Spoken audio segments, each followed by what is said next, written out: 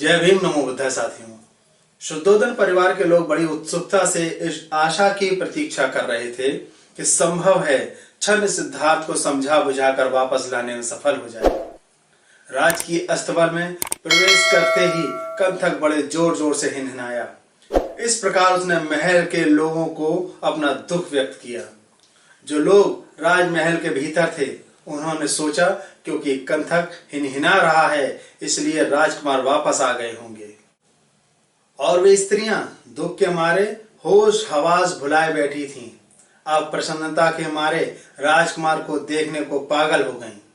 वे राजकुमार को देखने की आशा से बड़ी तेजी से महल के बाहर आईं, लेकिन उन्हें निराशा हुई। वहां कंथक तो था लेकिन राजकुमार नहीं थे। स्वयं का सारा संयम भूलकर गौतमी चिल्ला उठी। वह बेहोश हो गई और जोर जोर से रोते हुए कहने लगी, जिसके लंबे लंबे बाहु हैं, जिसकी सिंह समान चाल है, जिसके वृषभ जैसी आंखें हैं, जो स्वर्ण समान सुंदर है, जिसका वक्ष स्थल खूब चौड़ा है, जिसका स्वर मेघ गर्जन के समान गंभीर है, क्या ऐसे सूरवीर को किसी आश्रम में रहना चाहिए? यह वसुंधरा ही रहने योग्य नहीं है, क्योंकि वह उदार आचरण वाला सद्गुणी व श्रेष्ठ हमें छोड़कर चला गया है। उनके ये दो पैरों के उंगलियों के बीच सुंदर जाली है, उसके गिट्टे नीले कमल की तरह कोमल आच्छादित हैं, जिसके बीच चक्र चिन्ह अंकित है, वह वन की पगडंडी पर कैसे चलेगा? वह शरीर जो महलों में रहने व आराम करने योग्य है, जो मूल्यवान वेशभूषा तथा चंदन आदि लेप से अलंकृत रहने योग्य है, वह मानव काया उन जंगलों में कैसे रहेगी जहां शीत उष्णता और वर्षा से बचने का कोई उपाय नहीं, जिसे अपने कुल, शील, धैर्य, बाल, पावन, विद्या, सौंदर्य तथा तारुण का गौरव था, जो हमेशा देने के लिए तत्पर था, लेने के लिए नहीं। वह अब किस प्रकार दूसरों से भिक्षा मांग सकेगा? जो स्वच्छ सुनहरी बेदाग सैया पर सोता था और जिसे रात्रि में मधुर वाद्य संगीत से उठाया जाता था, वह मेरा तपस्वी अब कैसे एक वस्त्र बिछाकर कठोर पृथ्वी पर सोएगा? इस प्रकार के करुण विलाप को सुनकर स्त्रियां परस्पर एक दूसरे को गले लगाकर नेत्रों से अश्रु बहाने लगीं।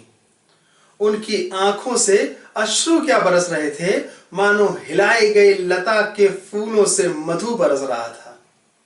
यह भूलकर कि उसने उसे सहर्ष जाने की अनुमति दी थी, वियोगावत यशोधरा भी शुद्ध बुद्ध खोकर भूमि पर गिर पड़ी।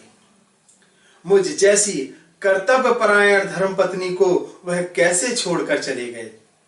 वह मुझे विधवा बना गए। वह अपनी धर्मपत्नी को नए जीवन संगी साथी बना रहे थे। मुझे स्वर्ग की कामना नहीं है। मेरी एक ही इच्छा रही है कि मेरा पति मुझे इस लोक एवं परलोक में कभी ना छोड़े। यदि मैं विशाल नेत्रों और आभा युक्त मुस्कुराहट वाले अपने तेजस्वी मुख की ओर देखने की अधिकारिणी नहीं हूं, तो क्या यह बेचारा राहुल भी अपने पिता की गोद में लेटने का अधिकारी नहीं है? खेद है कि उस शूरवीर के कोमल सौंदर्य के भीतर इतना कठोर हृदय है, जो दया रहित निर्दयी है। कौन ऐसा है जो शत्रु को भी अपनी तोतली बोली से मुग्ध करने वाले इस प्रकार बच्चे तक को स्वेच्छा से छोड़कर चला जाए?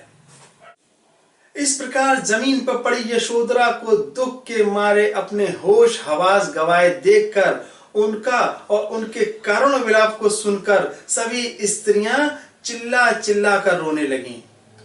उनके चेहरों से आंसुओं की धारा बह रही थी। छन्न और कंथक दोनों के वापस लौट आने का समाचार जानकर और अपने पुत्र के दृढ़ संकल्प की बात सुनकर शुद्धोदन दुख से आहत हो गए। अपने पुत्र के वियोग में अत्यंत दुखी शुद्धोदन को नौकरों तथा सेवकों ने संभाला।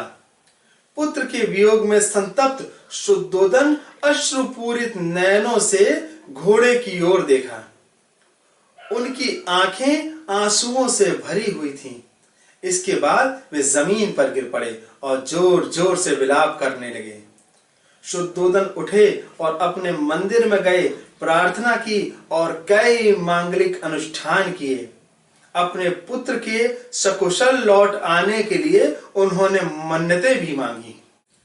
इस प्रकार शुद्धोदन, गौतमी और यशोधरा यह कहते हुए अपने दिन बिताने लगे, हे देव, कितनी जल्दी हम उन्हें फिर देख सकेंगे। आज के लिए बस इतना ही। यहाँ खत्म होता है भगवान बुद्ध और उनका धम्म का प्रथम भाग।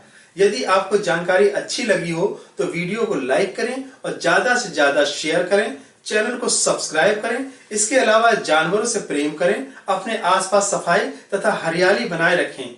इन्हीं शब्दों के साथ मैं प्रशांत कुमार आपसे अनुमति चाहूंगा। जय भीम, नमो बुद्धाय।